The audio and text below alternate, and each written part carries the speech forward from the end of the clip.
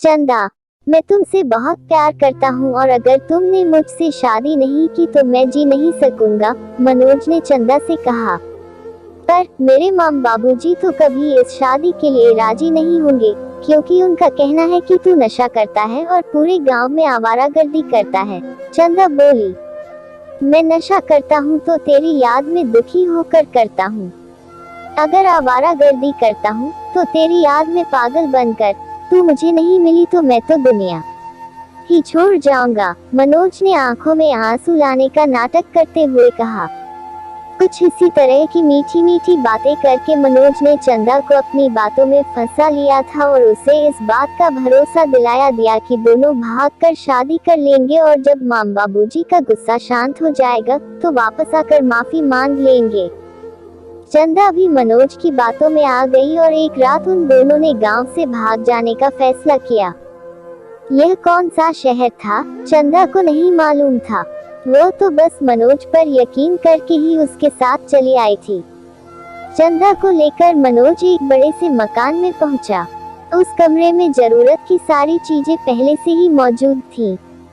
मनोज ने चंदा को बताया कि उन दोनों को आज ही मंदिर में शादी करनी होगी और इसके लिए उसे बाजार जाकर जरूरी सामान लाना होगा। मनोज के बाहर जाने के बाद चंदा वहीं पड़े एक बिस्तर पर लेट गई और उसकी आंख लग गई। जब थोड़ी देर बाद चंदा की आंख खुली तो कमरे में मनोज कहीं नहीं दिखाई दिया। कोने में एक आदमी बैठा हुआ था जो उसे खा जाने वाली नजरों से घूर रहा था। एक अजनबी को इस तरह से घूरता हुआ देखकर चंदा घबरा उठी। कौन हो तुम? मनोज कहाँ है? कहते हुए चंदा हकला रही थी।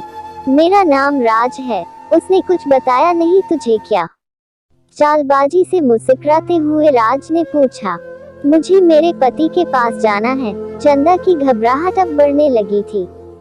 अब उसे भूल जा, वह तो तुझे मेरे हाथों बेच गया है और बदले में 2 लाख रुपए लेकर गया है, राज ने कहा।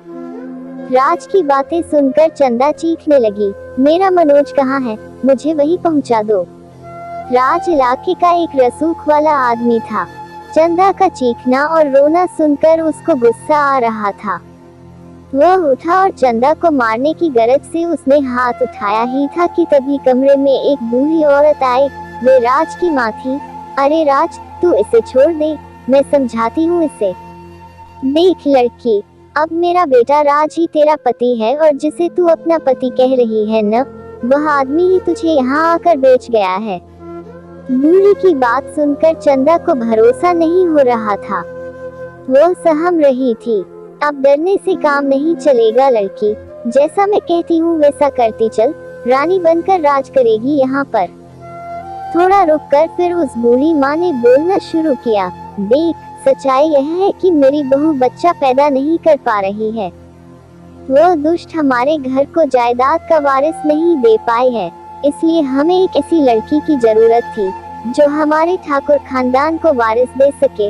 अब तू आसानी से मान गई तो ठीक, नहीं तो हम मजबूर हो जाएंगे, समझी। इस इलाके में औरतों की तादाद मर्दों के मुकाबले वैसे भी बहुत कम है, इसलिए यहाँ तो केवल मेरा बेटा ही तेरे साथ संबंध बनाएगा और वे सारे सुख देगा जो ये अपनी असली पत्नी को देता है।